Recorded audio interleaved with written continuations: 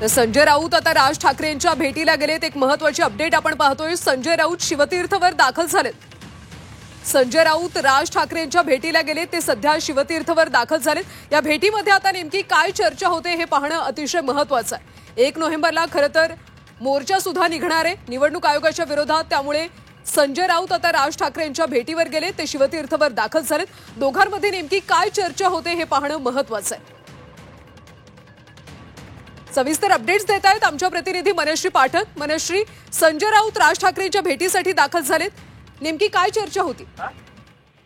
संजय राऊत हे राज ठाकरेंच्या भेटीकरता पोहोचलेले आहेत आणि जसं आपण बघतोय की 1 नोव्हेंबरच्या मोर्चाचं नियोजनाकरता ही महत्त्वपूर्ण भेट आहे।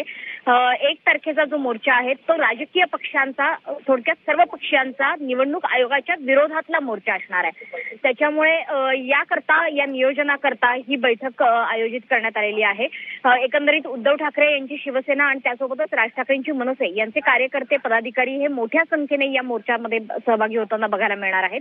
त्यामुळे नियोजन कसं असावं, गर्दीचं नियोजन कसं केलं जाईल, सगळ्यात महत्त्वाचं मोर्चाचा मार्ग काय असेल। साधारणतः हिंदू जिमखाना ते बीएमसीचं कार्यालय या ठिकाणापर्यंत हा मोर्चा काढला जाईल असं सध्या कळतं आहे। याच रूटवरचा मोर्चा हा राज ठाकरेंनी काही वर्षांपूर्वी काढलेला होता आणि त्यावेळेस त्यांचा नवा झेंडा हा सुद्धा लॉन्च झालेला होता। त्यामुळे एकंदरीत आपण बघतो आहोत की राज ठाकरे हे तर पुन्हा ऍक्शन मोडमध्ये आहेतच, मात्र राज ठाकरे आणि उद्धव ठाकरे हे पुन्हा एकदा या मोर्चाच्या निमित्ताने एकत्र बघायला मिळतील। हिंदी सक्ती विरोधातला जो मोर्चा किंवा जे काही आंदोलन केलं गेलं त्यावेळेस सुद्धा हे दोन्ही पक्षांचे कार्यकर्ते, नेते एकत्र बघायला मिळाले होते। या दोन्ही पक्षांची मिळून सभा देखील झाली होती आणि तशाच पद्धतीचा मोर्चा याचं नियोजन आता केलं जात आहे। त्याच्यामुळे दिवाळीनंतर थोडीही उसंत न घेता आता दोन्ही पक्षांचे नेते, कार्यकर्ते हे कामाला लागलेले आहेत। नक्कीच मनश्री, धन्यवाद या सगळ्या सविस्तर अपडेटसाठी। तर संजय राऊत आता राज ठाकरेंच्या भेटीला गेलेत, शिवतीर्थवर ते दाखल झालेत। नेमकी दोघा नेत्यांमध्ये काय चर्चा होते हे पाहणं महत्त्वाचं आहे।